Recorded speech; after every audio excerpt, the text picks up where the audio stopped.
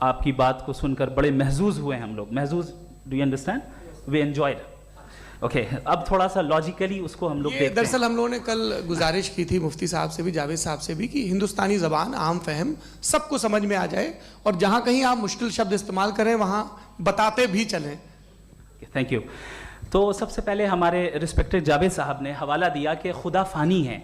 کتنے مذہب آگے چلے گئے, کسی نے جوپیٹر کو خدا مانا, کسی نے کسی کو مانا. میں کہتا ہوں جس نے کانٹینجنٹ چیز کو خدا مانا, غلط مانا, وہ خدا ہی نہیں, وہ خدا ہی نہیں ہے. ہم تو نیسیسری بینگ کو ثابت کرنے بیٹھے ہیں, وہ نیسیسری کاز جو ایٹرنل ہے, جو ابدی بھی ہے اور ازلی بھی ہے. ہم کسی اور کو ثابت کرنے نہیں بیٹھے. دوسری چیز انہوں نے کہا کہ فیتھ اینڈ بلیف, یہ ایک ایسی ڈیفینیشن ہے فیتھ کی جو انہوں نے پہلی مرتبہ پیش کی ہے, یا معاف کیجئے گا انہوں نے پہلی مرتبہ پیش نہیں کی ہے, رچرڈ ڈاکنز نے پہلی مرتبہ پیش کی ہے. مجھے معلوم ہے یہ سورس کہاں سے ہے.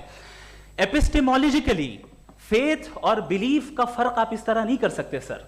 فیتھ صحیح بھی ہوتا ہے, غلط بھی ہوتا ہے. بلیف صحیح بھی ہوتا ہے, غلط بھی ہوتا ہے. جو لاجک, ریزن اور ایویڈنس سے بیکڈ ہوگا وہ فیتھ صحیح ہوگا. اور آپ جس فیتھ کی بات کر رہے ہیں کہ ان لاجیکل ہے اور اس کے پیچھے نہیں ہے, تو we are on the same page. ہم نہیں مانتے اس فیتھ کو.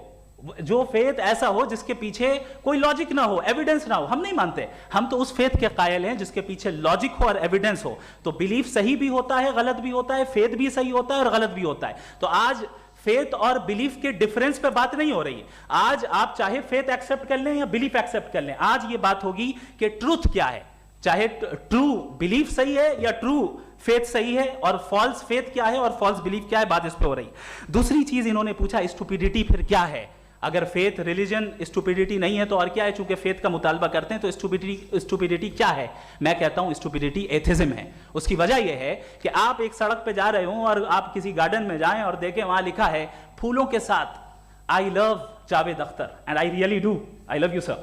سو جب آپ وہاں پر پہنچے تو وہاں پہنچ کر اب یہ بتائیں, کیا آپ یہ کہیں گے واو واٹ اے نیچرل سلیکشن, یہ کیا نیچرل سلیکشن ہے؟ نہیں, یہ پریسائزلی ڈیزائنڈ ہے, اس کے پیچھے ڈیزائنر ہے.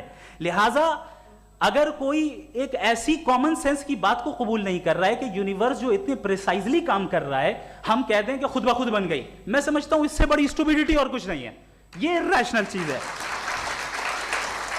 پھر ہمارے سر نے کہا کہ آپ نے بال پہ فوکس کیا, آئی لینڈ پہ فوکس نہیں کیا.